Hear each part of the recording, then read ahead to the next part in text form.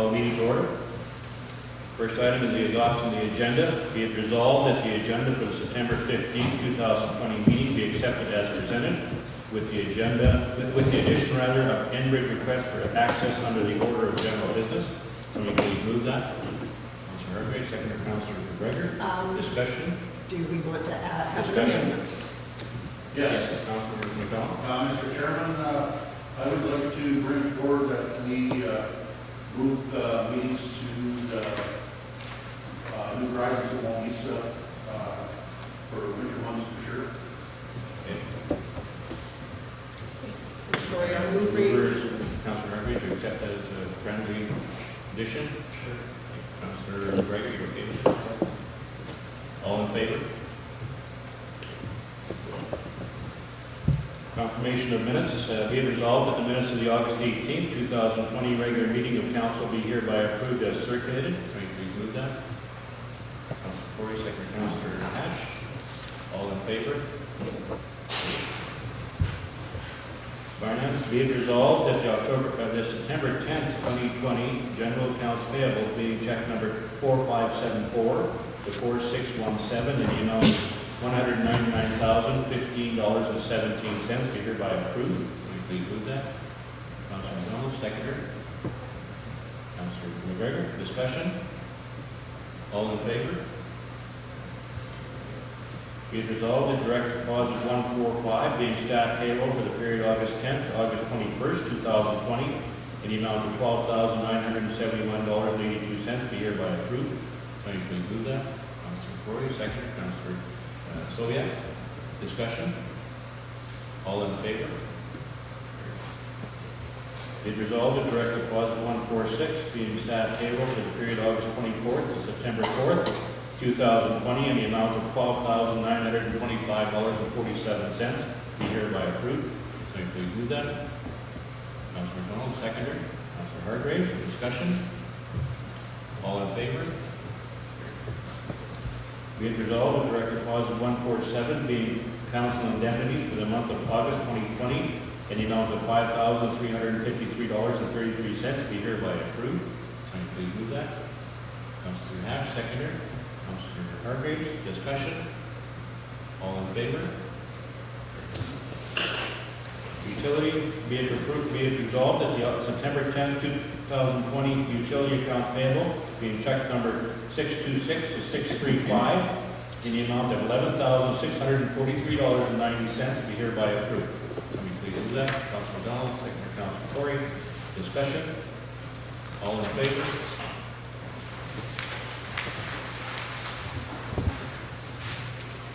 Okay, so statement of revenue and expenditures.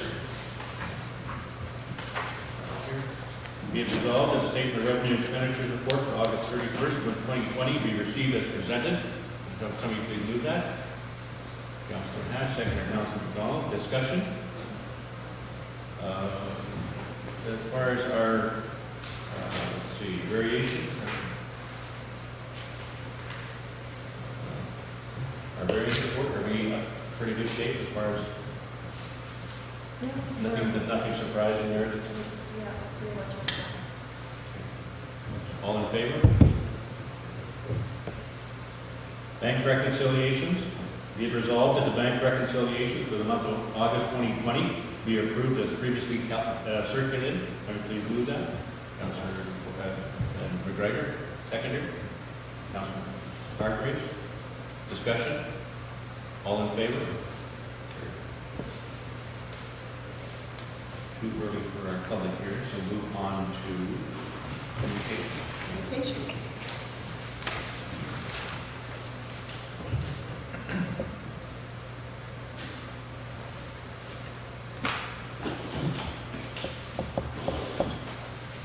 Okay, so under the order of communications, we have received information on the introduction of the Manitoba Accessibility Awards.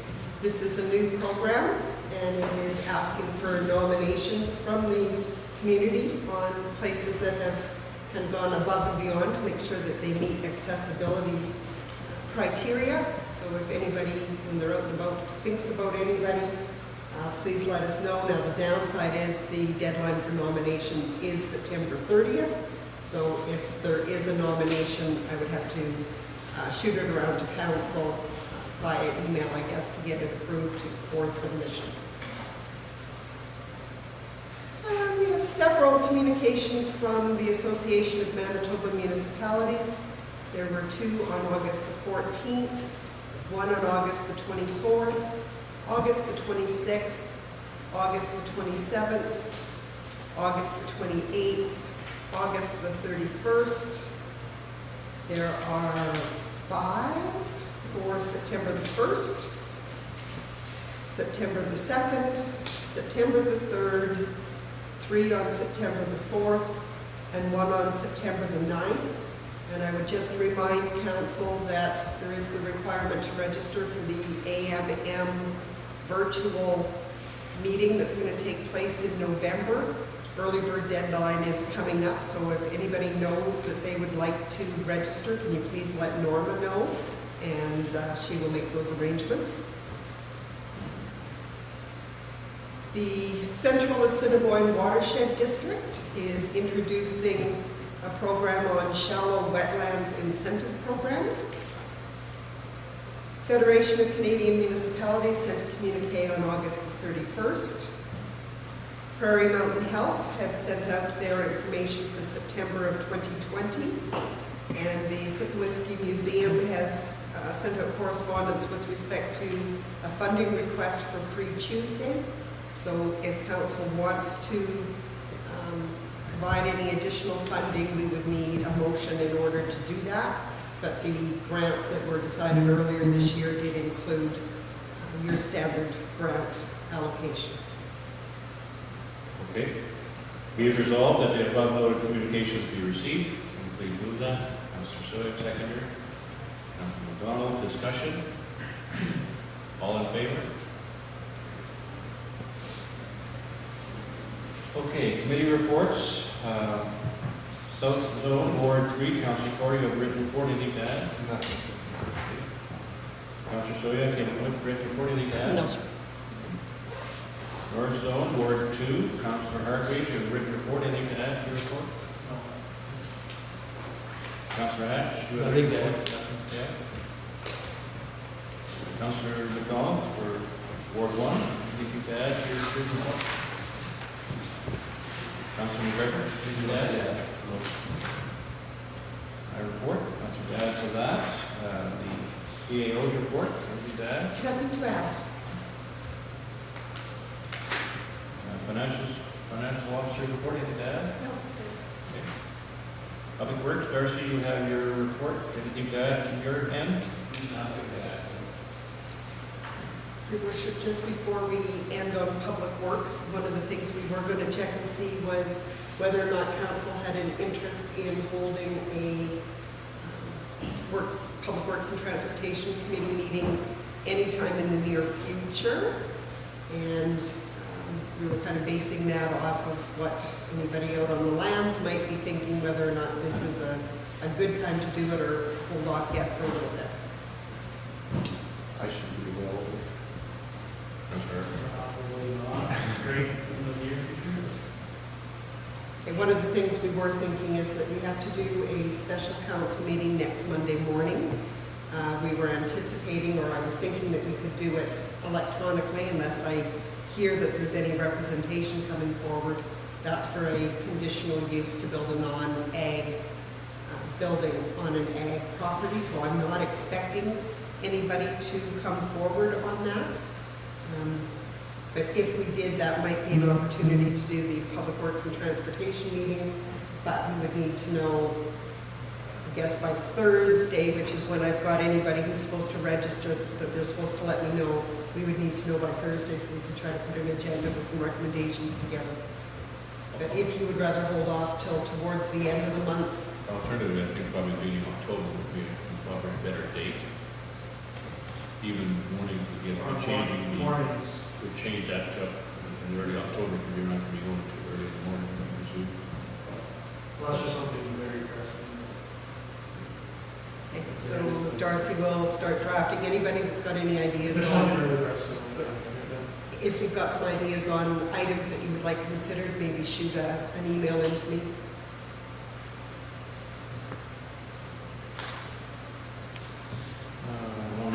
Works, the fire chief's report is there. And sewer vet board. Andy Transit, Councilman Bell, anything to add to? Just the same as It be resolved that the verbal and written committee reports be received. Somebody please move that. Councilor Sodia, seconder. Councilor Corey. All in favor?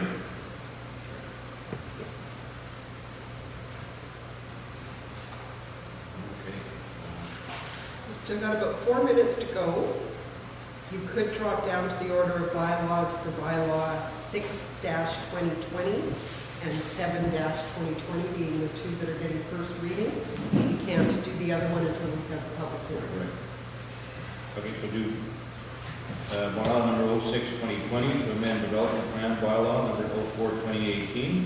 Be it resolved that bylaw number 06-2020 being a bylaw to amend development plan bylaw number 04-2018 to redesignate a part of southeast quarter 1819 WPM Green from agricultural general area to rural residential area be read a first time. Can you please move that? Councilman McDonald, seconder. Councilor McGregor. There's no discussion. All in favor? Opposed? Carried. Be it resolved that bylaw number 07-2020 being a bylaw to establish a code of conduct for members of council be read a first time. Please move that. Councilor McGregor, seconder. Councilor Corey, discussion. All in favor? Ooh, there's no discussion, sorry. Carried. Lost myself there at the end. Okay, still got a couple minutes. We should do that RF now. Or Carrier. Sure. Okay, so go to the into general business with RF now proposed fiber path. Be it resolved that the proposed fiber path for Jesse Carrier addition along roads 108 West and 42 North on the map attached to correspondence dated September 2nd, 2020 from RF now be approved subject to the fiber offset being 1 meter from the property line to allow for future installation of culverts. Can we please move that? Councilor Soya, seconder Councilor McDonald. Discussion. Darcy, there's no concern here.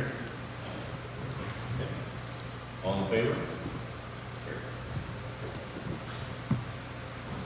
We'll do tax additions. We'll go back. We could go back by the time you move the adjourn to a public hearing, it'll be on time. Okay, be it resolved that the regular meeting of council be recessed to allow council to hold public hearings to receive representation from any person who wishes to make in respect to the application for conditional use and variation on part of the southwest quarter 15818 WPM Granger, a conditional use on part of northeast quarter 1819 WPM Scott, and a road and lane closure on part of southeast quarter 31719 WPM Winters. Can somebody please move that? Councilor McDonald, seconder. Councilor Hatch. All in favor? Okay, so if you want to take that from there. I will. So first I will let council know that because we were again entering into tighter restrictions with COVID and really having to watch the number of people in attendance, any of the notices that we sent out had included a requirement that anybody who wanted to make representation needed to do so by registering with me. And so there was no one who registered to appear in person. There is one letter of concern on the road closure when we get to it. But I will follow normal procedure and say that we are doing the public hearing for the conditional use for the non-farm dwelling in an ag zone for the Grangers. If there is anybody who would like to make representation, I would invite you to come forward at this time. And there's no issue. Whereas all representatives in regard to conditional use application number C420 to allow on part of southwest quarter 15818 WPM and non-farm dwelling in the ag agricultural general zone Ranger have been dealt with, therefore be it resolved that the public hearing be concluded. Somebody please move that. Councilor Sobiak, seconder. Councilor Hatch. All in favor?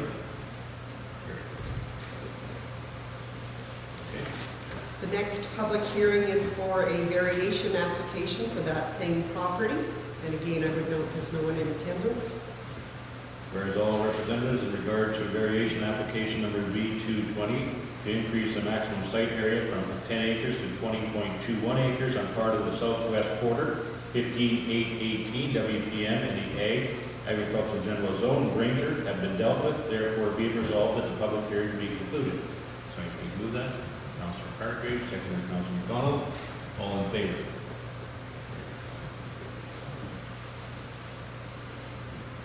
And the last public hearing today is with respect to a partial road and lane closure in Carroll, Manitoba. This was further to a presentation that Mr. Winters had made to council, allowing him to purchase the properties. There was a letter of concern, and council received that electronically. There's also a copy on your desk from an adjacent or for an adjacent property. Just wondering about why this wasn't made available publicly. And as I've explained to some members of council, if this was something that council had initiated whereby we were wanting to close it and dispense with it, you would in all likelihood ask adjoining property owners if they have an interest and make any closure and conveyance in accordance to what you found out. This wasn't a council initiative. This was a request from an individual to purchase from the municipality a piece of property, and therefore kind of the difference in the procedure. It wasn't initiated by council. Got the stop. Oh, okay. Okay. Thank you. Then it usually be the case. Okay, so there's the notice of the one letter sent in by the resident on it. Nothing else as far as representatives. So whereas all representatives in regard to road and lane closure bylaw number 06-2019 to close a portion of 2nd Avenue and part of the public lane in Block 6, Plan 140, PLTO, located in Carroll, Manitoba, on part of southeast quarter 31-719 WPN Winters have been dealt with. Therefore, be it resolved that the public hearing be concluded and council resumes the normal order of business. Can I please move that? Okay, Councilor McDonald, second by Councilor McGregor. All in favor? We'll go to Scott. We'll go to Scott. This is a conditional use. It is to allow for a mobile home in an ag zone. And again, there is no one in attendance. Okay. Whereas all representatives in regard to conditional use application number C520 to allow on Lot 1, Plan 62788, located on part of northeast quarter 1819 WPM, a mobile home in the Ag Agricultural General Zone, Scott, have been dealt with. Therefore, be it resolved that the public hearing be concluded. Can you please move that? Councilor Soy, second. Councilor McDonald. All in favor?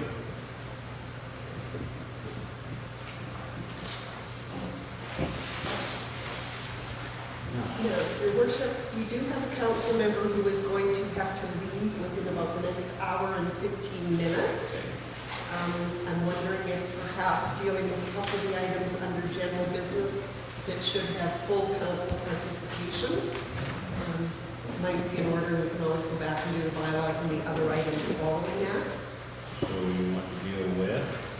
I'm thinking in terms of the Wawanesa and District Recreation Center facilities information, as well as the installation of fiber optics in rural. Okay, be it resolved that the request by Wawanesa District Recreation Center Incorporated to transfer ownership of its facilities to the Municipality of Oakland-Wawanesa be approved, subject to continued operation of the facilities by the South River Recreation Commission and any change in grant allocation being considered during future budget consultations. Somebody please move that. Councilor Baker, second. Councilor McDonald, discussion. Mr. Chair, I can speak to this. So essentially this request is coming forward for a few reasons. Right now, our recreational facility facilities are split between ownership of the municipality, which owns the pool and campground, and this Wawanesa District Recreational Center Inc., which is a corporation that owns the rink, the ball weapons, and the overflow campground area. So the Service River Rec District is responsible for the operation of both. So number one, it seems a little bit odd that we've got recreational facilities owned in two different ways in our community. So pools owned one way, the rinks owned the other way. That seems a bit odd. Under the, there's a desire to dissolve the corporation. We're paying to maintain a corporate entity. We have to file every year to maintain that corporation. That costs money. We should be, maintaining separated books for that entity right now, which adds, extra work and decreases efficiency. This change would make it easier for the application of grants and permits if it was owned by the municipality. And under the current charter of the rec district, it is not allowed to own land. On an actual legal entity, so it can't own land. So in order to dissolve the rec center corporation, transfer those assets, there's no entity of Service River Rec that you could transfer to, so the municipality is sort of the natural choice.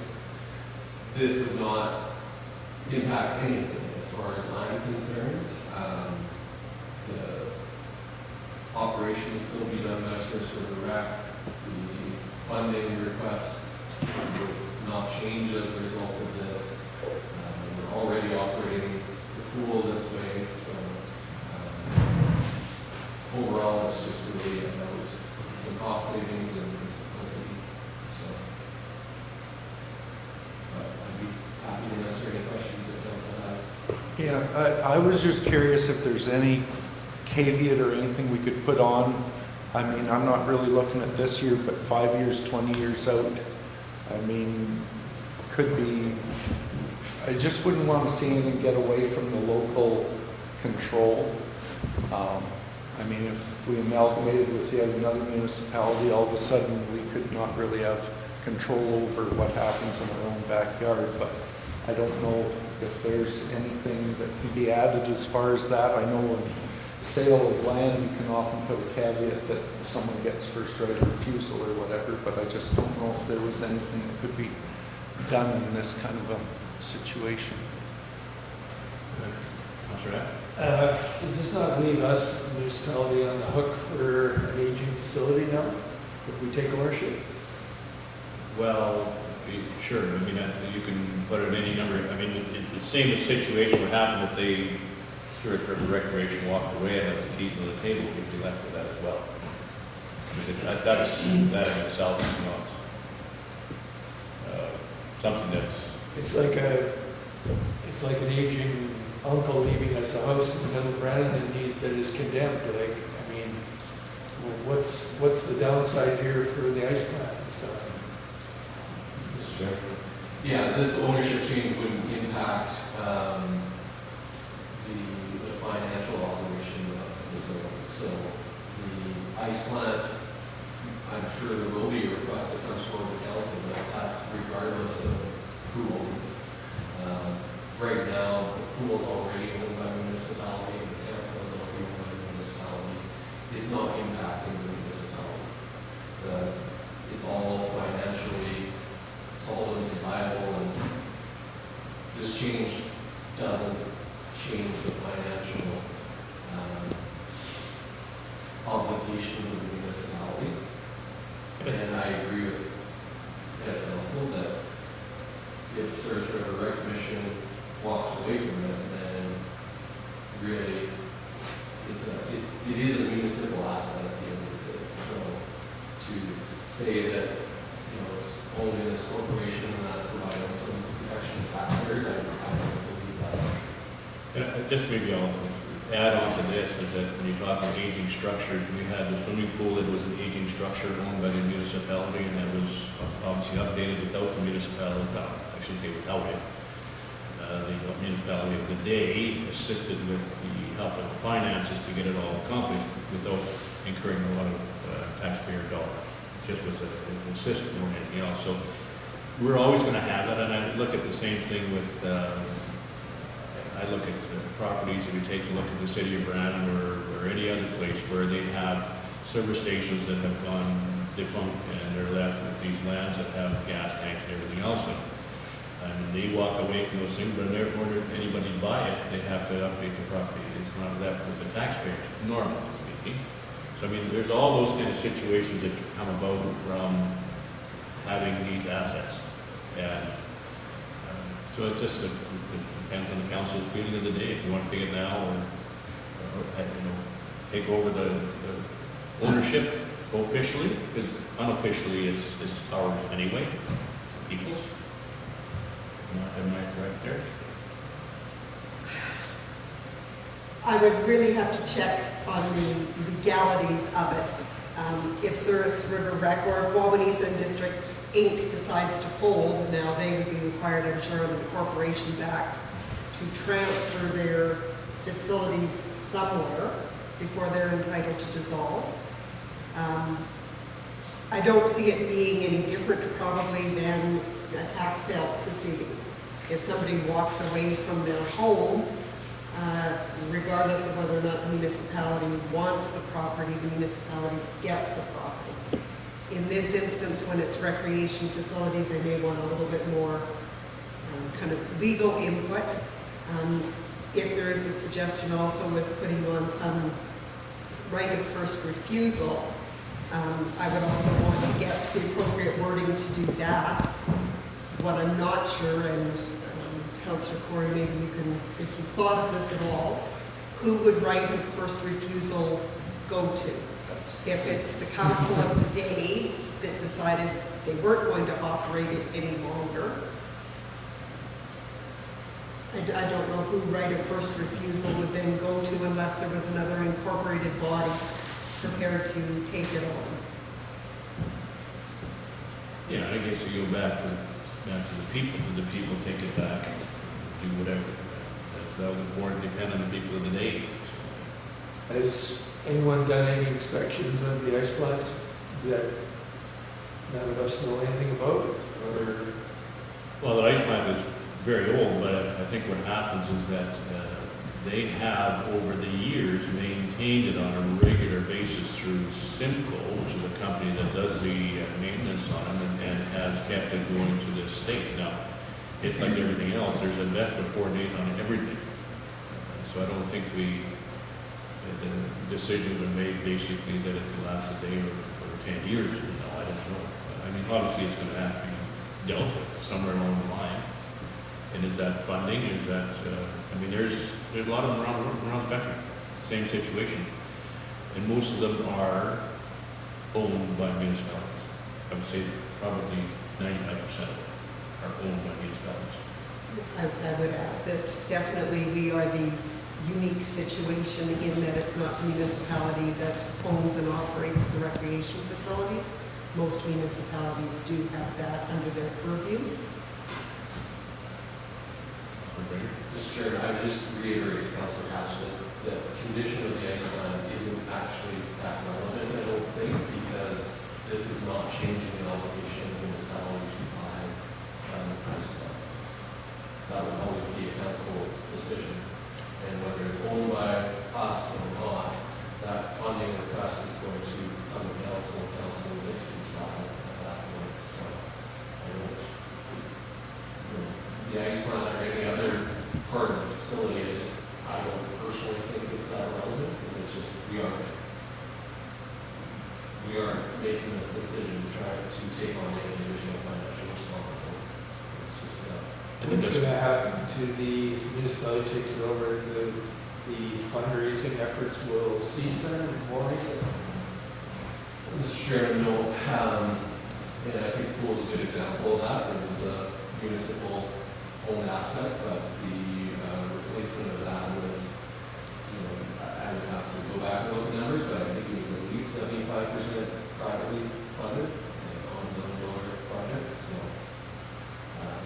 no, I don't see any change in the operations at all.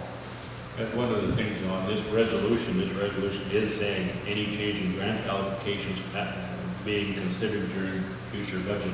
So it's not saying that taking over as far as costs go, and that's going to have to be decided on a year-to-year basis, any funding. Mr. Chairman, Yes, Mr. Martin. what does it cost to transfer? And who's paying that?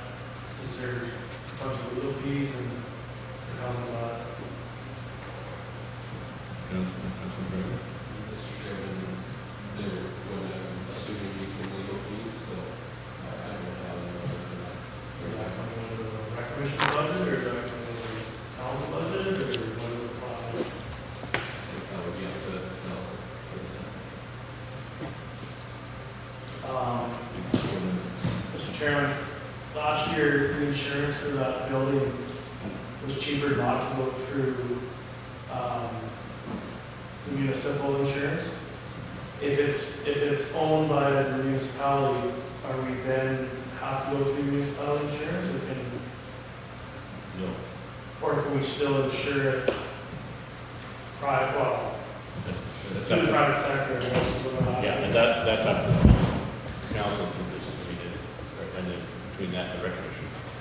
That is something that, none of our properties have to be done through the municipal plan, insurance policy plan. That can be done on a separate basis, everybody can go individually on any property or any piece of equipment. We're not obligated. Mr. Chairman, I don't see any change in the ability to insure. Yeah, I just wasn't sure if it was, No, we would change the name insured under the policy, and we'd probably put a restriction on the liabilities just that premises, because the insurance companies, they want to pick up municipal liability across the whole municipality, but it's definitely doable. And that may change even the liability aspect, and maybe reduce it, because we're already going to be covered under the master plan for liability within the municipality, depending on what, how it's written, etc. We'd have to check and see whether that changes anything in the master plan, because we still would be. Mr. Chairman, I'm thinking here that the Slope or the Ag Society, whatever that had that, where the whole items are in their property. Now, did they, we'd have to watch how that, would it be just the rink, or how would the land in there, how would that work? You know what I mean? I would just need to see, like Sean said, if 5 years or 20 years down the road, we might, if we're routed with somebody else or not, that you need to see that green space all of a sudden, or that land where all lands are, all of a sudden somebody's involved in making a development or something. That's one of my concerns about it.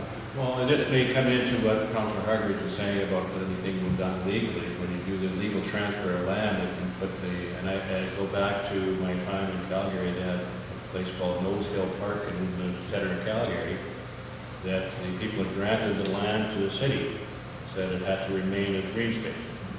And to this day, it's done that. And I think you do this in the same kind of manner, that it remains recreational facilities, or recreational property, whatever. And again, that will be done on the legal side of things, and when that legal change is made, and we can decide as to how we're going to charge back legal fees. Obviously, the Rec Commission has money, if it's a split or whatever to get it done, or whatever, we have to decide. That was something that is definitely included in the letter, and I neglected to include it in a draft resolution. So that might be an and further, that in accordance with the stipulations on the transfer of the land from the Ag Society, that the space remain a green space and the caveat be registered on land titles. Just for clarification, so the pool was built, we were obviously not an elevator, and that was the town owned it, that's how these values got, like that's how we have it now, right? Is that correct? That has been owned by the amalgamated municipality, taken over from the village of Oakland-Wawanesa. Yeah, no, I don't have that basis. Councilor Bell? Mr. Chairman, just to, Mr. Herr, The campground was originally, by the dam, was Lions Club, and they turned over to the village of Wawanesa, and that's how it all became the Wawanesa Lions that were originally developed at the start of that evolution. And I guess that's, I think that's part and parcel where this is stemming from, is that when that 2011 flood hit and damaged that campground area, money was made available because it was to the village of Wawanesa rather than the Lions Club. The Lions Club would never been able to get the granting for that because that was not within the funding.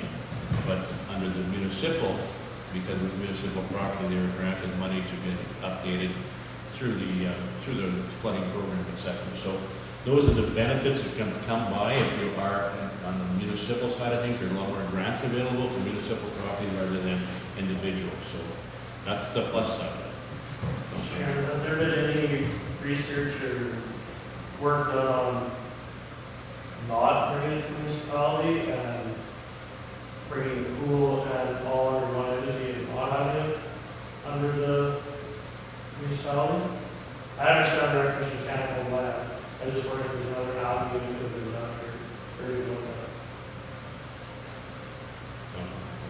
Mr. Chairman, I guess the way you would accomplish that is to transfer the pool campground from the municipality to the Wawanesa Municipal Recreational Center Inc. Maybe reading the corporation to do something that isn't as rate focused.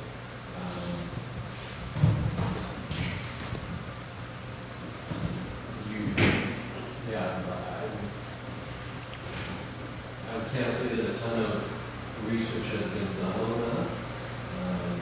Again, I'm going by almost every other rec facility in the province is owned by the municipality. So it seems pretty odd that we're different. So the natural to me is to transfer that to the municipality. I believe it's a municipal asset anyway. I think that there's always the risk of whoever's running it at the time just throwing their hands up. I don't see that happening. If you're going to do it that way, then you need to maintain an entirely different board of directors. So you have to search for a rec commission, then you would have a separate board for the corporation.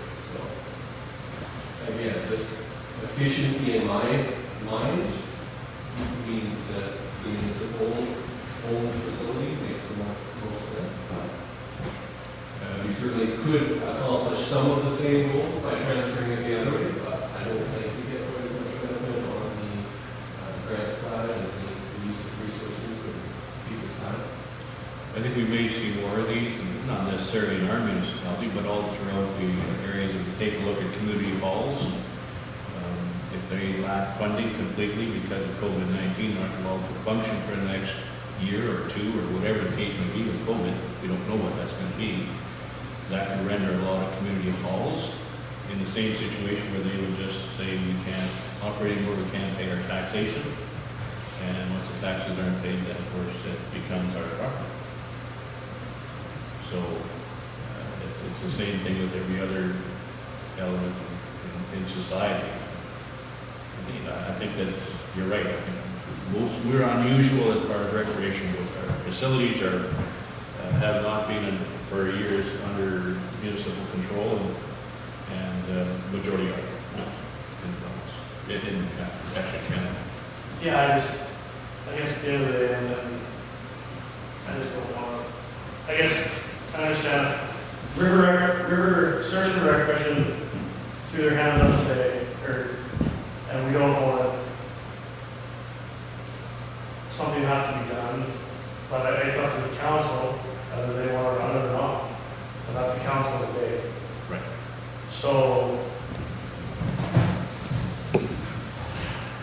if they came down to that, if you say if it is in the name of it or not in the name, and it becomes up for sale and tax sale, at some point, you either sell it to another entity, but it's going to have the caveat on it that it remains a recreation property. So who's going to buy this recreation property?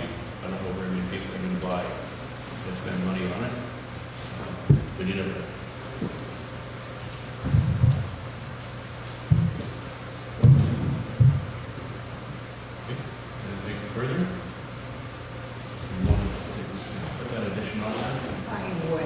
So the first part of the recommendation I left the same, and then I added, and further that in accordance with the stipulation on the transfer of land from the Ag Society to the Souris River Rec Commission, that the space remain green space, a caveat be registered with land titles, and further, all legal fees associated with the caveat and land transfer be the responsibility of, and I'll leave that open to council to tell me where you're going with that one.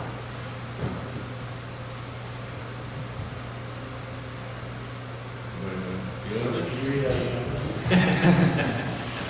again? go the whole thing? Sorry. Be it resolved that the request by the Wawanesa District Recreation Center, Inc. to transfer ownership of its facilities to the Municipality of Oakland-Wawanesa be approved, subject to continued operation of the facilities by the Souris River Rec Commission, and any change in grant allocations being considered during future budget consultations. And further, that in accordance with the stipulations of the transfer of land from the Ag Society, they transfer to Souris River Rec or to the Wawanesa District. Okay. So, and further, that in accordance with the stipulations on the transfer of land from the Ag Society to the Wawanesa District Recreation Center, Inc., that the space remain a green space, a caveat be registered on land titles, so that ensures that stays green space. And further, all legal fees associated with the caveat and land transfer will be the responsibility of, 50/50 basis. Because you're gaining an asset overall. Somebody want to change that? I was thinking the rec commission. But we have no idea what this is gonna cost, do we? Well, I don't think we it's just a land transfer. yeah, it's a land transfer, and those have to be done now by a lawyer. I'm thinking it's a couple of hundred. Now, whether or not it's more or less because of the number of properties here, Yeah, it should be a simple land transfer though. it should be. Yeah. So I was thinking it'd be under $500.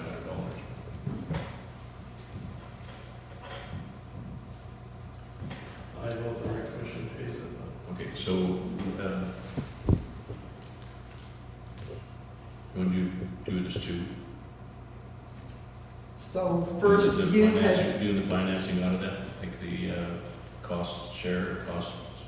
so do the transfer part and the caveat first, and then do a second motion Yeah. for, okay? Because then we'll know whether it's going to be or not. Okay. So who was our mover and second? Councillor McGregor and Councillor McDonald. Are you okay with the additional addition to the resolution, Councilor McGregor? So what's been added is just the caveat? Yes. Yeah. Yep. Councilor McDonald? Okay, so let's deal with that first, Okay. okay? Sorry for one second. The caveat, like, it could never be undone then? It's Not like that's the idea, right? That is the idea of it. It is registered against title that it is to remain a green space. So if in the future a council were to decide that they wanted to sell the lands and weren't aware that this stipulation had been put in place by the Ag Society at the time it dissolved, when they went to do any kind of a land transfer, this would be registered on title. So they would know that it had to be remaining a green space. Yeah, I just, well, it's. Yeah, Hopefully at that we work around races. and at that point, it'd probably have to come up to council for a public hearing to change any kind of designation like that, and then people could speak up or whatever. I would think. Okay, so we'll vote on the first part. All in favor? Opposed? Okay. Second part now, be it resolved that The costs of legal fees associated with the caveat and the land transfer. and you would put that you want to have it as paid by the rec commission?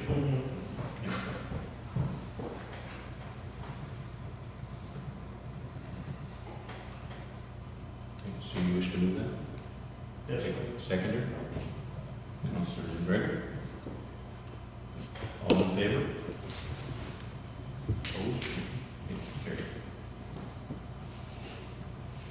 So you said seconder was McGregor? Yes.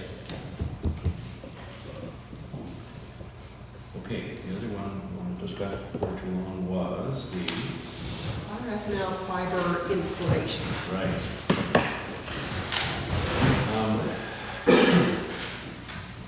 I'll start with the resolution. Maybe the discussion first, because I'm not sure what resolution to put forward. Okay, so maybe I'll just go into the history of it. Back in our public hearings, regarding West Nile Communications came up with fiber optic and how, why weren't we doing some for the rural as far as fiber optics goes? So my contact with RF Now, which I've copied everybody, everybody's had a review of that, was just to come up with a plan that would be similar to what was happening in the village. There's no other firm out here other than RF Now, so that's why I went to RF Now, because they already have certain clientele within a rural area. They came up with the 3 prospective plans, one with $100,000 consideration from municipality, one with $150,000 investment by the municipality, one with $200,000 by the municipality. And each one had its varying degrees as to how much you're going to pay for installation on an individual basis. So let's just go to the last one, which everybody's aware of. The $200,000 will allow everyone in the municipality access to fiber optic cabling right to their house at no additional cost. It'd strictly be through that $200,000 investment by the municipality. Their monthly fees would be there. However, that would, and I think they said it was 36 month locked in at $129 for that basic. Is that a basic package? I'm not even sure. It's one package. It's one package. Yeah. And so that's where it started from. And I haven't gone any further discussion as to whether we can reduce that amount, still keep that, and do nothing more than that. I wanted to make sure that council was aware of it. Right now, connectivity is number one. I just got a thing from FCM that they're looking at broadband connectivity for all rural people and how this is number one on the agenda of the federal government. I'm not sure what that's at. But I do know that rural needs some better connectivity as far as internet goes. And I don't, it doesn't matter whether it's a regular household or a farm or a business, I think they should be entitled to that. And we should do what we can do to help it. Now, is this the way to do it? Not necessarily, but I'll leave it with the council as a discussion point at this point to, at the council table, to say, are we interested in this, or if we just say, no, we're not going to do this, it doesn't make sense, and let's go back to the drawing table. Mr. Chairman, so yes, Claude brought up at one of the hearings. I agree with everything you said. There's quite a few people in this municipality, I think, have it already. I don't know the numbers offhand, but did they get back to us on refunding those people? Well, or not, they did. It's not very clear what he sent back, but I think he said 36 or 39. From my understanding, it was 36. 36 already hooked up in a rural, and they don't come in a long way, so I mean, they haven't even got Oh, it's only 36? Okay, Yeah. I was thinking of a lot more. Yeah. Like there's people on Turkey Ranch Road where I thought they'd get big subscriptions and there's only like 3 or 4. Yeah. Okay, I thought, then that changes maybe how I think about it a bit, because I thought there would have been 100. I thought everybody up on Tower Road, Trees Bank, and Turkey Ranch, most of them were connected. Like Kriebers, Box, and one other person on Turkey Ranch Road, and that's it. Where you think that everybody jumping, but Do you know why there wasn't more pickup? Was it cost or? I think it's cost. Like, it doesn't matter whether you go, if they put fiber from the road to the end of that wall, it's $7.99. Yeah, flat fee. But yet I went probably more than a quarter mile, $7.99. Mhm. And Nancy Stanley got hooked up on the end of my line, So they plowed it down another half, and another half mile, so a mile, and she's $7.99. Yeah. And see, Councilman Gregory. I think it is actually fairly clear, they're saying here that it would be paid back to the existing clients. Yep. The correspondence between them, he says the install fees is the overcharge that would need to be paid back to the existing clients. Yeah, I'm not sure how though, I'm not sure how that Where would be did you done. find that? You know that, Brett? It was after, it was in the second attachment after Yeah. the emergency plan. okay, so, that. sorry. Part of my concern is, let's say they pay $7.99 and we go with the $200,000 and now on their, say we put just special levy or however we do it, and they're paying $1,000. They're not very happy. It's a concern. Oh, absolutely it is. Yeah. Councilman Gregory. Sorry. Mr. No, Chairman. no, It's outlined here, Joey's figured it out for us, so if you did it per parcel, on the parcels that have a dwelling unit, the $200,000 would work out to $511 per parcel. If you put it on all parcels, so including farmland, that drops significantly, but I think my opinion is that you would just do it on the dwelling unit parcels. So they're talking a $200 saving. About $200, so $150,000 option would be $383, so we would add that to $200 install, so that would be $583, so all of them are saving about $200, I think. Yeah. Compared to doing it per parcel. The problem doing it on a per parcel basis is that you leave the pipeline off. The pipeline is done, you can't put a special levy on personal property. It's listed as personal property, so that's one of the issues there. But I don't, sorry, sure, I don't think you put on farm. No, but I think we could do the special levy like we did with the recreation, how you reduce it on the farmland and to a negligible amount, but still include places like the Cargill and the pipeline, etc. No, they, the only one you missed out would be pipeline, wouldn't it? And And railway, whatever little amount they still continue to contribute. yeah, that's the taxes for. See, the kind of the saving here too is that you can get the home phone line too for $19. So you drop a $65 NTS line On a off. monthly basis. We had additional long distance fees of $15 to $25 a month. Depends how much the wife talks, right?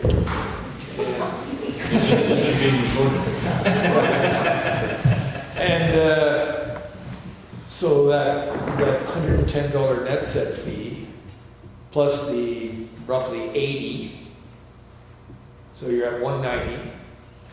And so you really, in the end of the day, you're not a whole lot different in value by the time taxes are all in. But you've got way better fiber optic service. And you have it, right? Yep. And it's way better.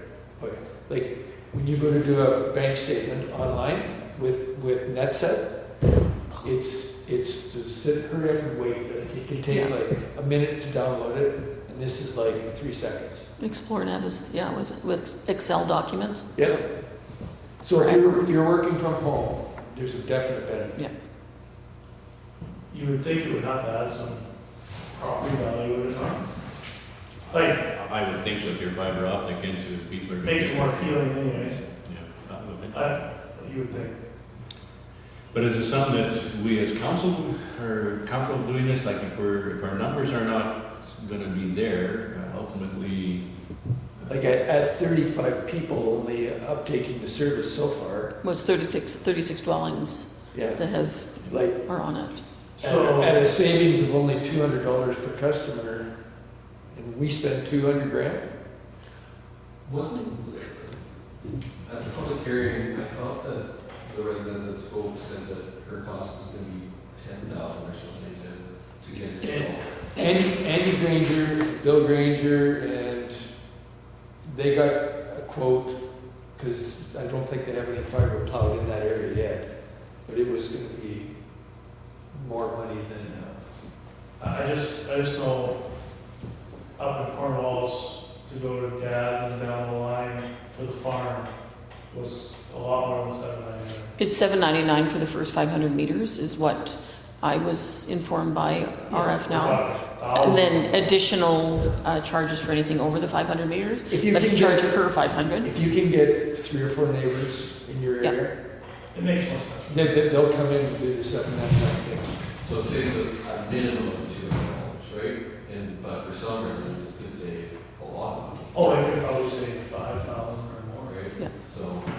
So initially, when I thought the install cost was $799, I was thinking, well, I don't think that feels that good.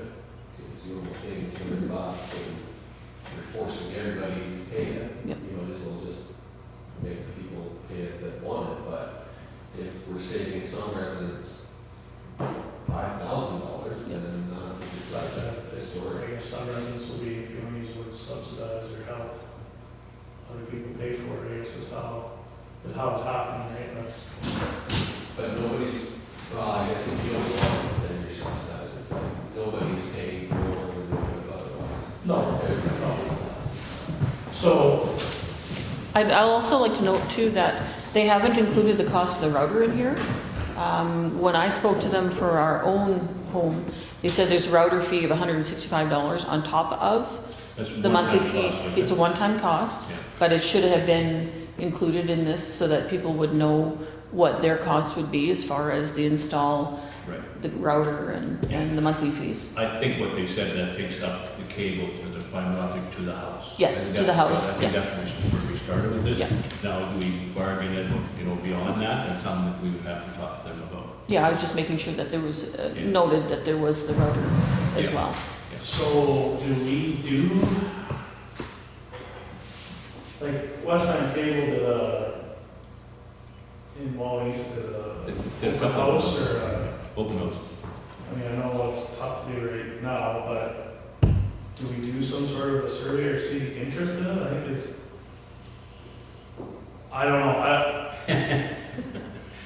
It's a tough one, like, it's like everything else, though, is that, whether it be natural gas or water or whatever, I mean, you can, talk about it for years and not get anything accomplished because you're trying to get it solved as to how you're gonna get it.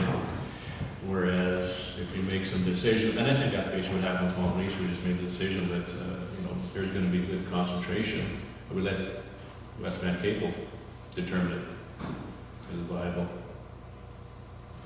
But that's so, it's a so if different we're gonna setting. do some sort of, It's a different setting there.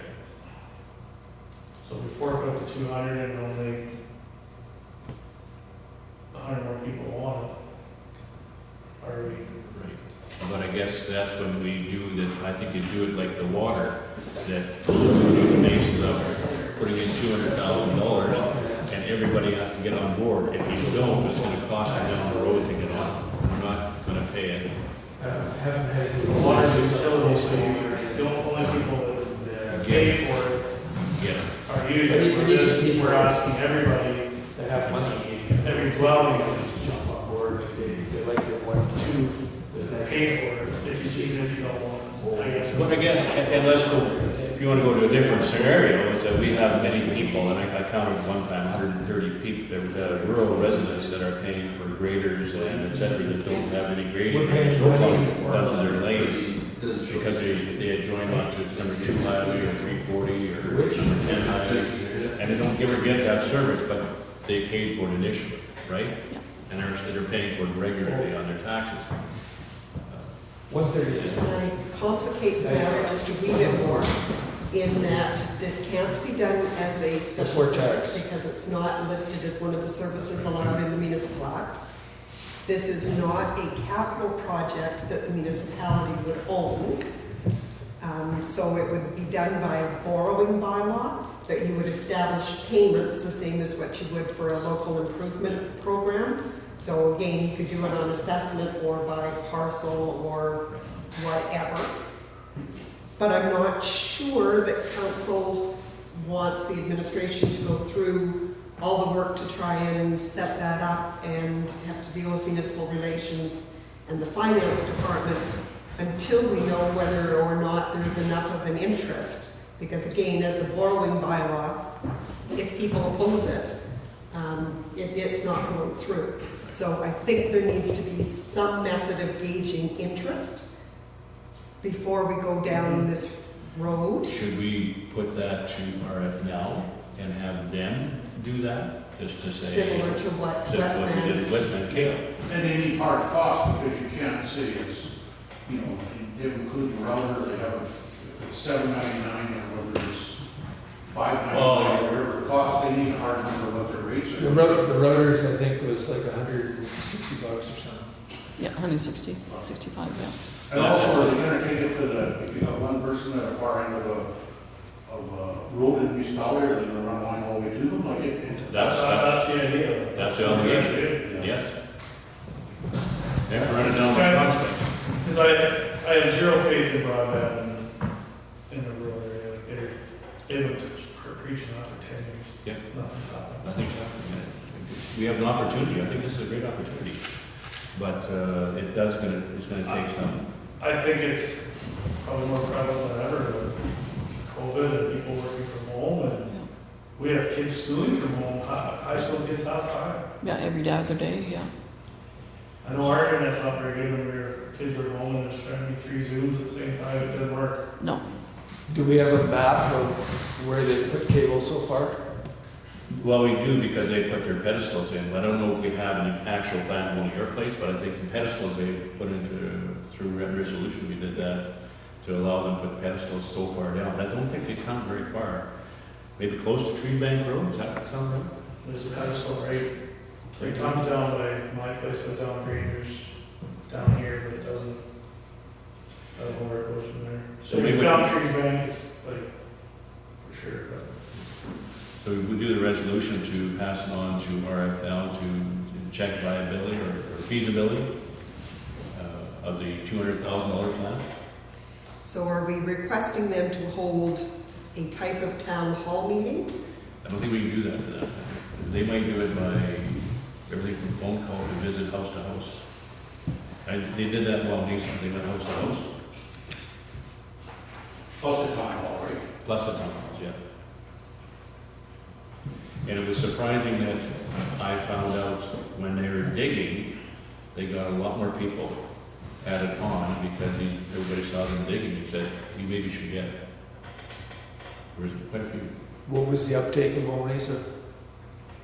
I haven't heard the final numbers, but it's a huge list. I'm thinking probably 75%. Well, they had to be 50% to do it, didn't they? I'm pretty sure that was the conversation we had here that day, so it's obviously gotten more. And I think there was lots of Wawanesa that signed up, like you're saying, after, when they were digging, because they find out that if they have to come back a year or two down the road, then your fee is a lot more again. But the rate that they were charging for Wawanesa was what? We 50,000. No, Oh, monthly. oh, to put it in? For a customer, how much? Yeah. It was Well- about $300 to put in. Yeah, monthly, You have to get one service, get It's $300. 129, I think, for the, is it 50 the middle one? what, oh, including phone or TV. The internet wasn't over $100, I don't think. Well, what it was is that if you only got one service, I know the 2 people got one service being internet, they still got charged $300. Yeah. Over and above what they're paying. If they got TV and internet, it was free. If they come back later, once it's in, it's gonna be 500, a little more to put it in.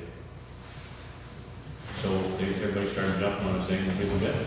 So, sorry, Mr. Chairman, so I haven't seen that. RF now, so let's say they put it all in. Some people don't hook up.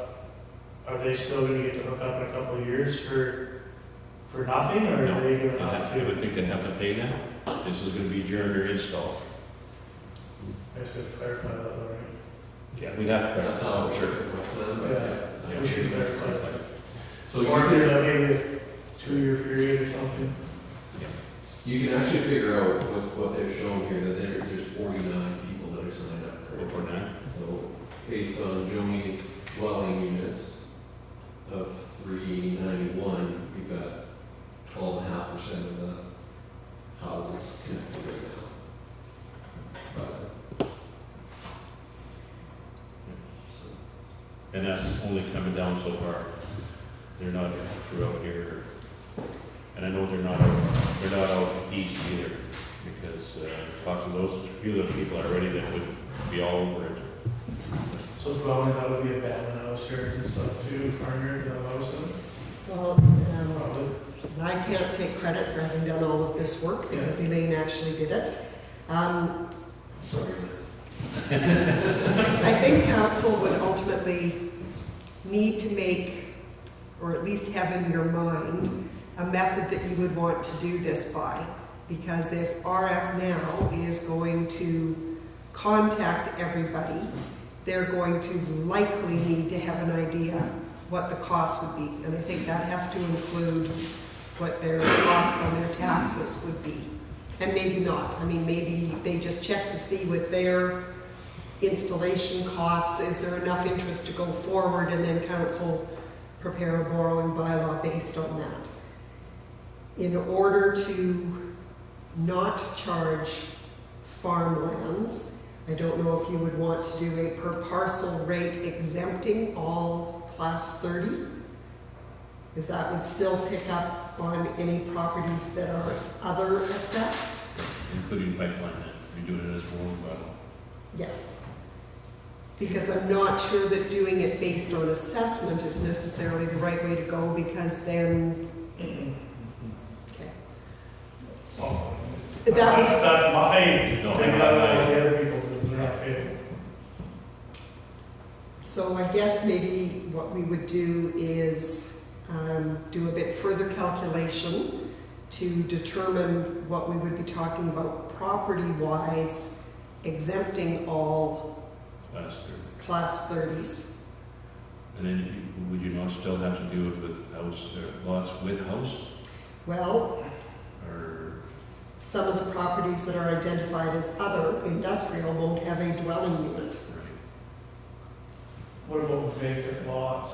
Are we, yeah, that's where we get into that. we ran into that trouble with the garbage and. Yeah. We did. These are all things I think we have to have some basic idea from council on what you would want to consider or not consider, because the same thing, your cemeteries. You know, in Brandon, it would make sense for the cemetery to be included because they've got an office building out there, you would need internet. Out here, I'm not sure that's the case. No. So I'm thinking there has to be, Oh, there's the Karens, there's, like, I don't know how you charge an empty lot for okay, so if you're taking You like- notes of some of. I know it's getting difficult, but But I think it's important to do it the first time, right? Not the last time. Oh, we yeah. had it, like we ran, you know, there's a fellow in Carroll had a whole bunch of lots, we had to.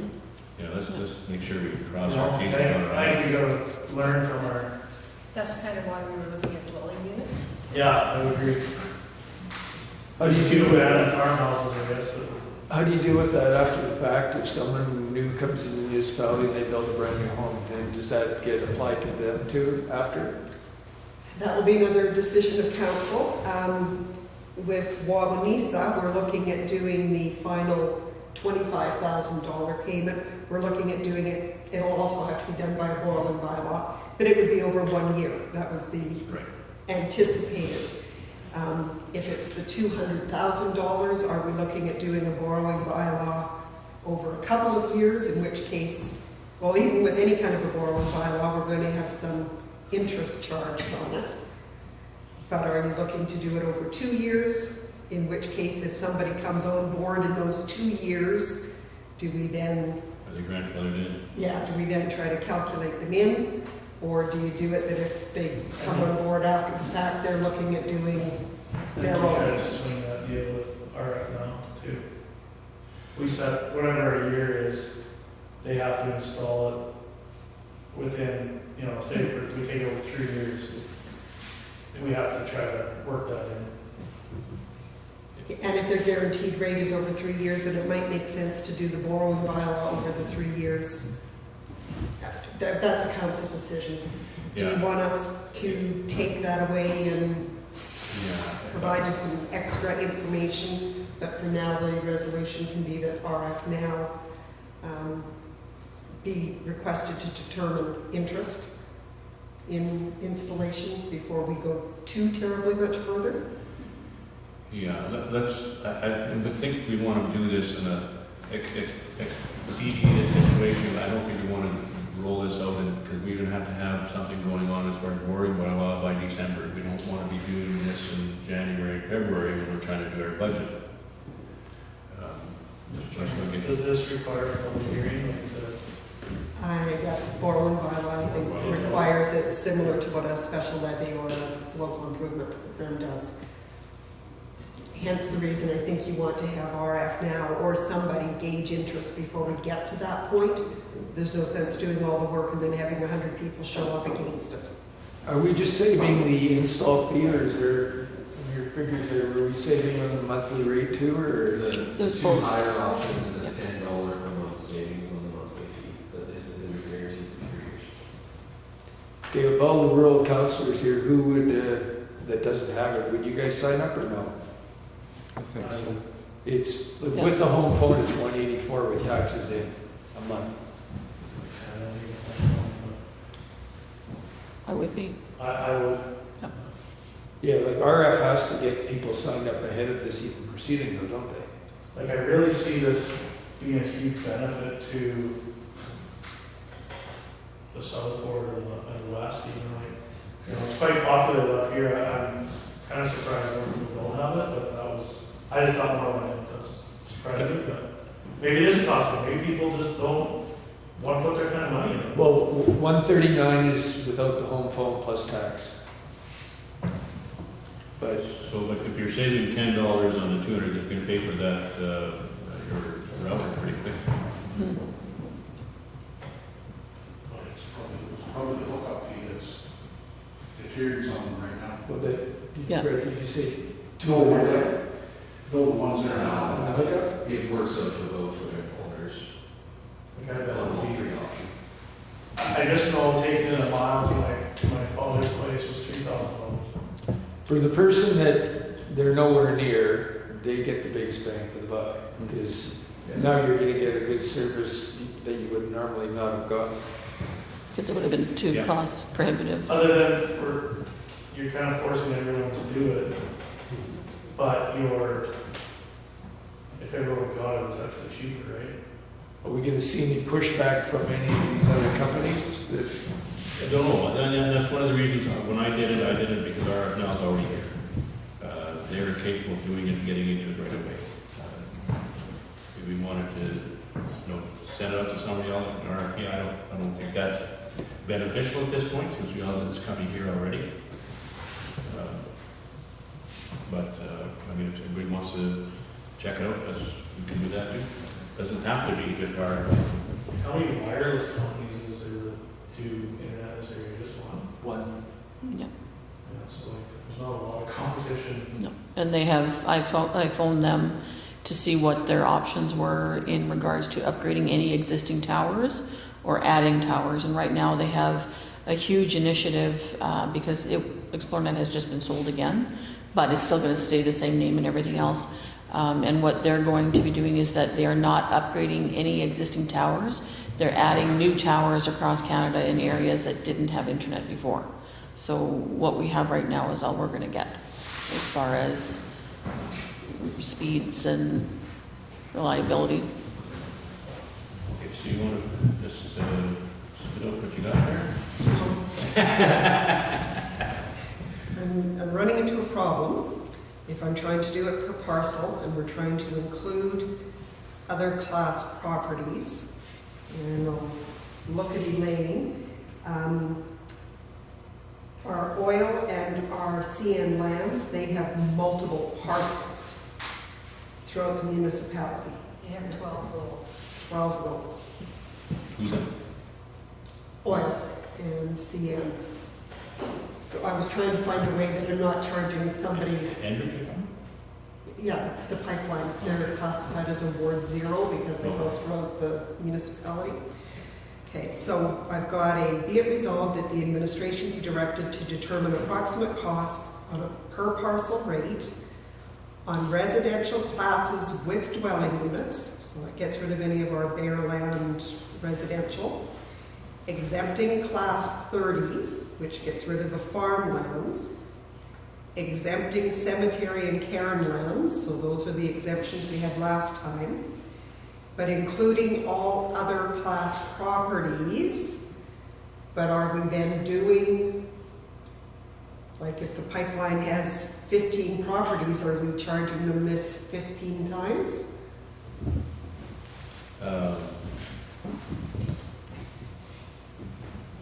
Yeah, I guess you're gonna have to. Or you do the other properties based on a mill. Oh, municipal relations is going to hate us again. Well, I'm just thinking that if, then we apply a mill to them rather than per parcel. Just like we did again with recreation, how we did it to certain mill rate for this, certain mill rate for that.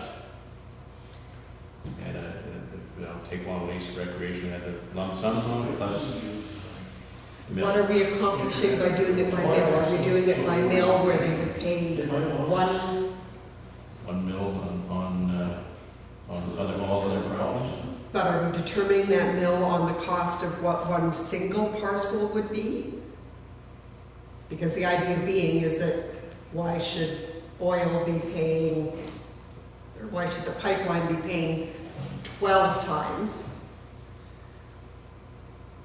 I'm open to suggestions here. The pipeline does use internet on these, Right here. like right up here and on down here, like they actually might be interested in, right? Like, So I would think, I would think Enbridge would hook up to that. Well, if they got internet, they do it each parcel.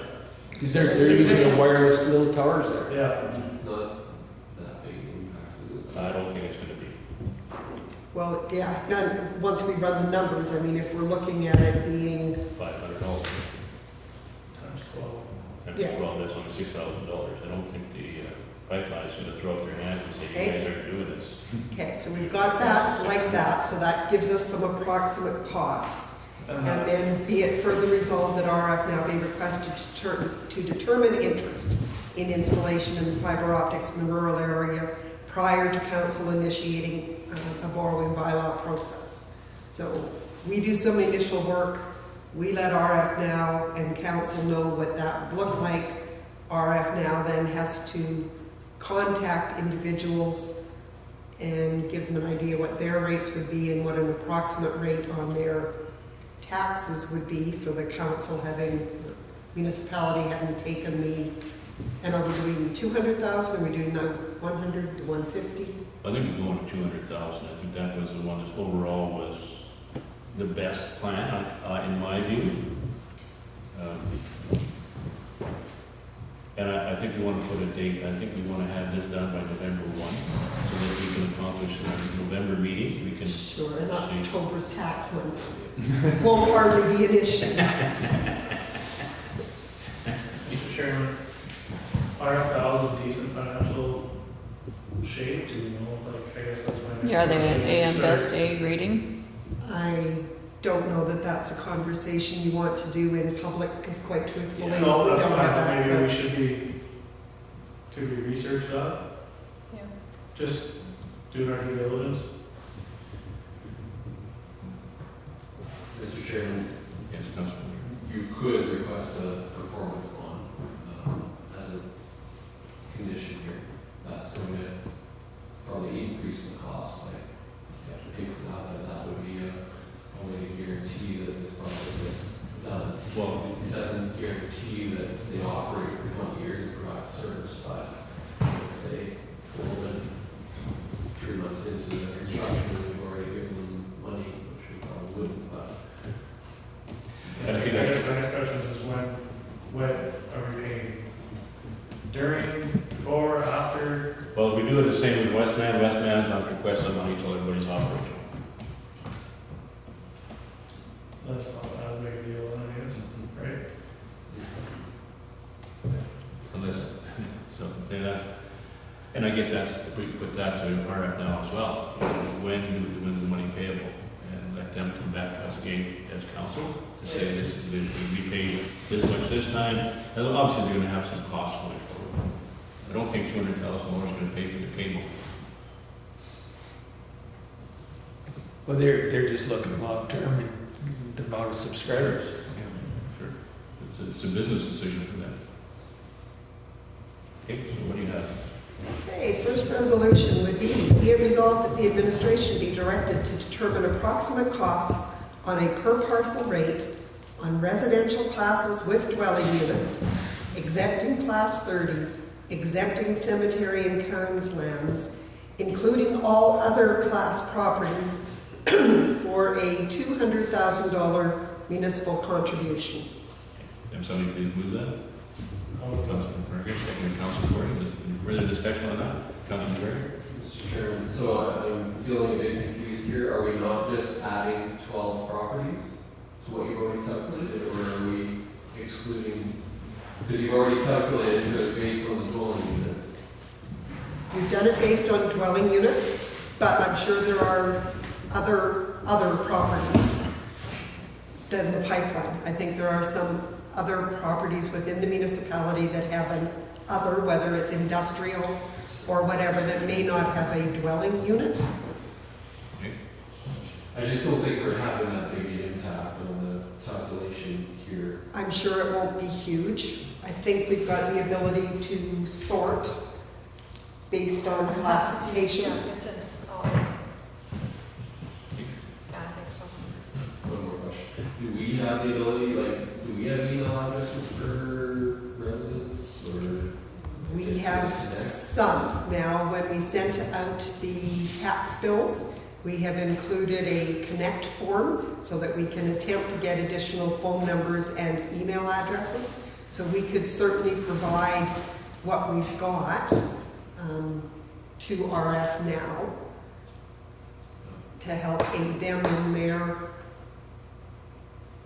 I just wondered if there's a way for us Oh, to get now I'm- feedback by email, or even a Facebook poll, or, Yeah, do a survey, yeah, similar to, like not a mail-out survey, but a, email survey with you, like, something like that. You're going to get a poor response on it, and I don't think it's accurate enough, in my view. I think that they do it door to door to determine who would be interested on this basis. If RF now does some legwork on it, I think that's the best way, in my view. Sure. All in favor? and then the next part is be it resolved that RF now be requested to do do we want to say door to door? Feasibility.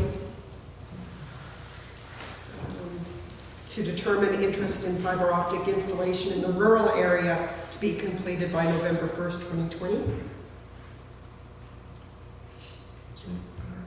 Sorry, back, does the Brandon's trailer court, we consider one, eh?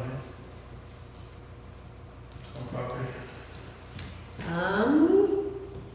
It could be that, I would have to see what it is designated as, whether it falls, yeah, but it will just be one. It'll be to the owner. Same with, yeah, your Hutterick colonies will be the same thing, whether it's, they won't be interested. Well, I don't think, not good acres anyway, because that's all came through the Hunter group. Mm-hmm. They have their own system, don't they? They have their own. They're just putting it in. Doesn't mean that they're out of the building department. Okay, so somebody move that? Councilman Gregor, second, Councilman Corey. All in favor? Hey, that's pretty good. that took us to where we were hoping to have our counselor out of here by 10:30. Did you want to hear from the possibility, or? We can. Okay. Okay, we'll move the office vote. Be it resolved that the proposed floor plan and office drawings as submitted by Cooper Rankin Architecture Incorporated, whether for a renovation or a new build, be approved, whereby tendering will only take place once a feasibility study has been provided for council consideration. So we please move that. Councilman Donald, seconded. Councilman Berger. Discussion? I can let you know that the company that was out and did the geographical testing has provided information yesterday that their report would be going to Cooper Rankin yesterday. Cooper Rankin has said they need to be able to include that in their feasibility study and include that with getting some pricing, so that when they give us the feasibility study, we'll have an idea between a renovation, a new build in Wawanesa, or a new build out here as to what approximate costs might be, so that hopefully council could then make a determination at that point what it was that we were tendering for, so that we're only doing one set of tender documents. Which will be done by Cooper Rankin. They will assist with the tendering process. Okay. All in favor?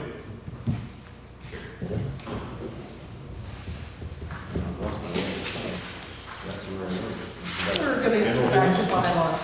General business? Bylaws.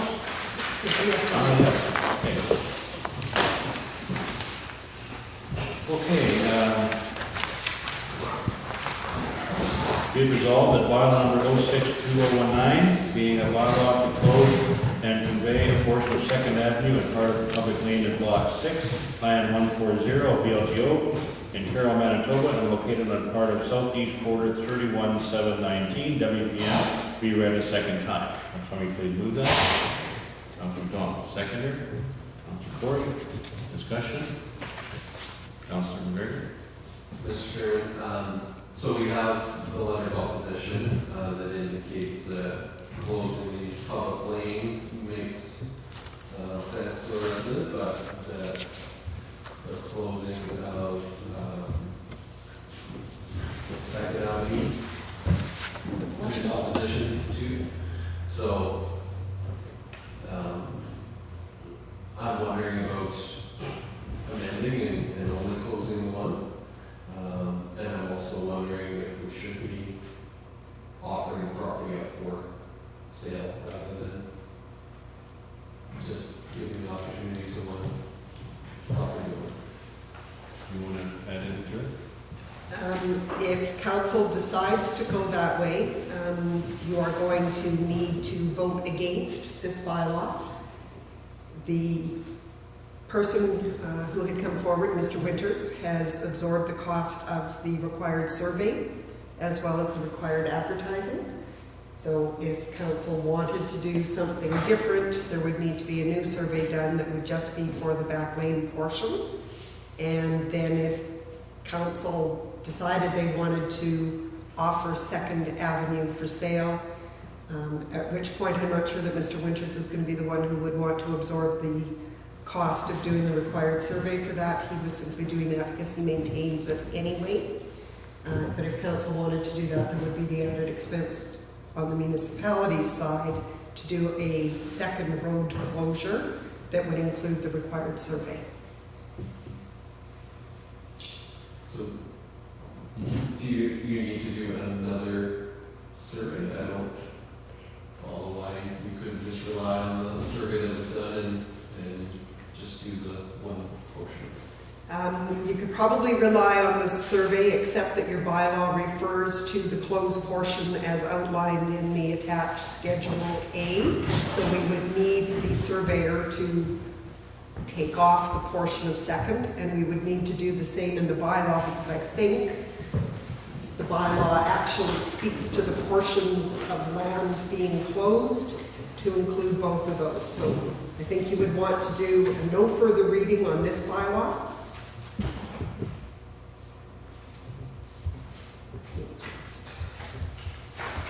And if we amend this bylaw, what happens? If you amend this bylaw, I think I have to re-advertise.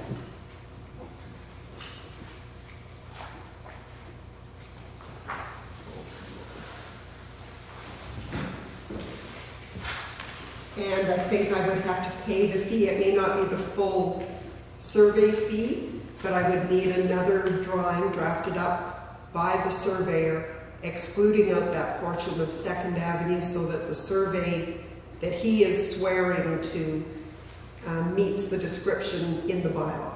So I think that's where we would have to go.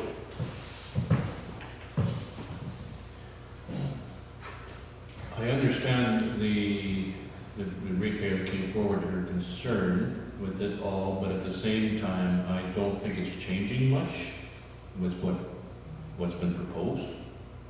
As much as you're closing it, I don't think, because it's being maintained, I think right now by Mr. Winters. Is that not correct? That is correct. Now, I do believe that there is some concern with respect to how the land might be utilized. Council has already approved the conditional use Right. for the property that will allow, or that has allowed him to put up a shed for the antique tractors with his intent of moving forward to do it as a museum. So that conditional use was already approved, and at the time that it came forward, I don't believe there was any opposition to the conditional use. So that speaks to the use of the land aspect. It's just whether or not council has an interest.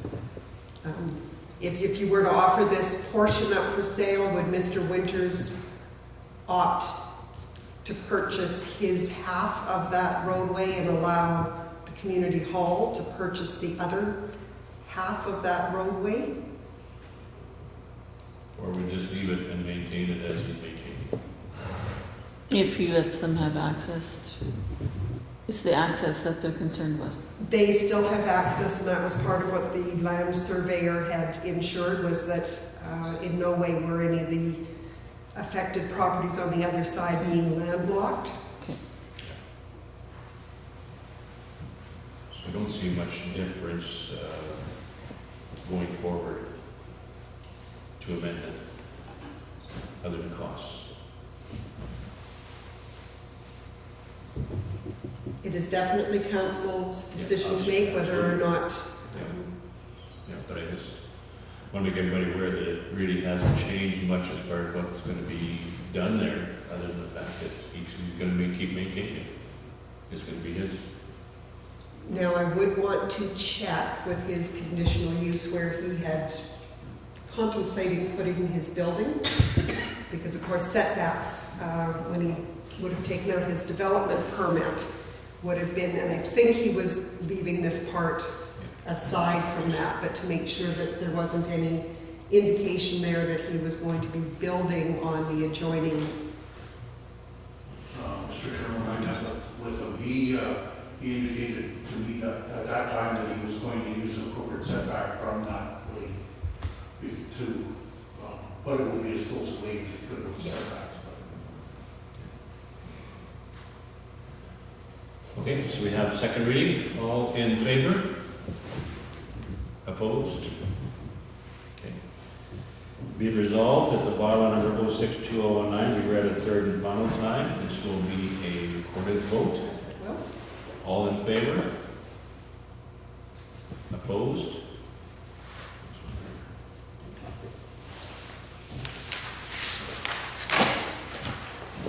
Okay, so that's it for bylaws, right? All done. Okay, general business. Be it resolved that the conditional use application number C4/20 to allow on part of the southwest quarter 15818 WPM a non-farm dwelling in the Ag Agricultural General Zone as submitted by Andrew and Colleen Granger be approved without conditions. Somebody please move that.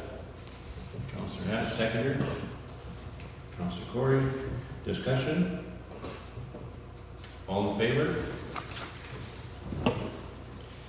Be it resolved, the variation application number V2/20 to increase the maximum site area on part of southwest quarter 15818 WPM from 10 acres to 20.21 acres in the Ag Agricultural General Zone as submitted by Andrew and Colleen Granger be approved without conditions. Somebody please move that. Councillor Soya, second. Councillor McDonald. Discussion? All in favor? Carried. Be it resolved, the conditional use application number C520 to allow on lot 1, Plan 62788 VLTO, located on part of northeast quarter 1819 WPM, a mobile home in the Ag Agricultural General Zone, as submitted by Doreen and Daniel Scott, be approved without conditions. So we please move that. Councillor Soya, seconder. Councillor Corey. Discussion? All in favor? Carried. Okay, be it resolved that in accordance with section 326 and 300 of the Municipal Act, the taxes added and canceled listings provided by the Provincial Assessment Branch as supplementary taxes and the following amounts will be approved. Taxes added, $35,763.67. Taxes canceled, $8,343.84. Somebody please move that. Councilor John, second Councilor McGregor. Discussion? All in favor?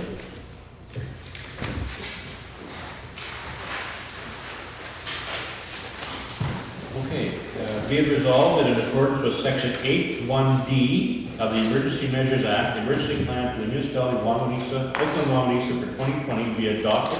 Can somebody please move that? Councilor McGraw, seconder. Councilor Corey, discussion. Councilor McGregor. Mr. Chairman, I apologize. Was I supposed to bring changes forward before this, or is this where changes should be brought? Should have been before. If you do find some additional information that I could include, I can keep track of it for the next formal adoption. Okay. Most of what I had was, like, there's some spelling errors, there's references to the mayor. And I believe, yes, I had pointed those out to Wendy to change that to head of council and the addition of, like, cell phone numbers for, there's lots of people that we could add cell phone numbers. MIT, we don't list the contact for the Wawanesa yard, that seemed odd to me. yeah, I think that was probably just using the Brandon office as the main office contact, but we could add. So yeah, if you've got any of those that you can make note for me, Sure. I can include those for Wendy. Sure. Okay. All in favor? Okay, be it resolved that an advertisement be placed in the 2021 Southwest Manitoba Travel Guide whereby the $576.45 cost of advertising shall be expended from the tourism account. Somebody please move that. Councilor Hatch, seconder. Councilor McDonald, discussion. Councilor McGregor. Mr. Chairman, I just wondered if we could change the admin to highlight the campground. I think the campground's a pretty big tourist draw. So, We have some hiking trails in the Brandon Hills area Yeah. too that should be probably added to that. I think there'll be a lot of people interested in that. That's very busy. yeah, Yeah, Brandon is packed all the time. yeah. Councilor Hatch, do you have something that you? We had this expenditure in past years. We have, it wasn't quite this amount, if I'm not mistaken. Correct. The budgeted amount is $500, so doing this means that it is an over expenditure. And there was some discussion last year with respect to why is it the municipality is paying for this, when a lot of what was being highlighted was Service River Rec. So should it be Service River Rec that's highlighted? The motion went through and the ad was taken out, and I think if I can find some way to include some information on the campground and the hiking trails, I can certainly do that. But that was why I put the resolution kind of in parentheses there, was just in case there was any of that continued discussion whereby maybe it wouldn't carry. But there is $500 in the budget for it. Okay. All in favor? Okay, whereas the municipality took ownership of the property located at Lot 5, Block 2, Plan Number 2133 through tax, and whereas the house and other buildings harbor various forms of vermin, now therefore be it resolved that Public Works be directed to take necessary action to demolish the buildings and clean up the yard site. This is in Brownswaite, Manitoba. So would somebody please move that? Councilor Shuey, seconder. Councilor Corey, discussion. Councilor McDonald. Just looking at the pictures and, there's trees and stuff around that house, would we look at taking it on so at least we can mow it if we're going through there or something? At the time? Yep. Just make it easier than just, that's my thought there. Are we just talking one building, that's it? Yep. Yeah. But there's tall trees around it and stuff. Great. All in favor? Whereas the COVID-19 pandemic continues to have negative impacts on recreation facilities, and whereas many of the return to play game plans require participants to arrive immediately before practice or games and leave immediately thereafter, and whereas approaching the winter season, viewer participation at recreation facilities is limited to 50% capacity, and whereas this will further impact revenue for recreation facilities through reduced canteen operations, attendance draws, etc. Now therefore be it resolved that a resolution be submitted to the Association of Manitoba Municipalities to lobby the provincial government for funding for recreation facilities until such time as operations can return to normal. Somebody please move that. Seconder. Councillor Hatch, discussion. If I could, Your Worship, the request for this actually had come through Councillor Hargraves, and I apologize, we probably should have had the discussion while he was in attendance, but it was just him having spoken to a couple of other municipalities within education that all the recreation facilities are really hurting. They're going to be put forth the same kind of resolution, if I'm not mistaken. Okay, all in favor? Carried. Okay, now we have the addition from the agenda. Pipeline? Yeah, we have resolved that the request from Boreal Land Services Limited on behalf of Enbridge Pipelines Incorporated for utilization of approaches and temporary workspace on Road 41 North and Southwest 33718W and the Nesbitt Access Road on Northwest 18718W as outlined in correspondence from Boreal Land Services Limited dated September 11, 2020 for the MP 659.3 Nesbitt Supplemental Phase 2 Assessment for approximately 1 month commencing November 1st, 2020 be approved subject to roadways and approaches being returned to their previous state. Will you please move that? Councillor McGregor, seconder. Councillor Corey, discussion. Darcy, we're okay with all this? This is usual? Yeah. Okay. All in favor? Yeah. Then there would be the addition that Right. Councillor McDonald had asked about considering changing You have the location. So what I've got right now is just be it resolved that the administration be directed to investigate changing meeting locations for the winter months. And the reason I've put it that way is I have to check our procedure bylaw to see whether or not the location is named in the bylaw. If so, that would require a bylaw amendment. If it's just a case of by resolution changing for the winter months, and then I guess the discussion would be, are we talking December through June? Right. We'll deal with that once we know further. Okay, Next so meeting. yeah, I will bring you forward something at the next meeting. Okay, so you want to make that motion, Councillor? You have a seconder? Councillor Hatch? All in favor? Is that it? Okay, everything?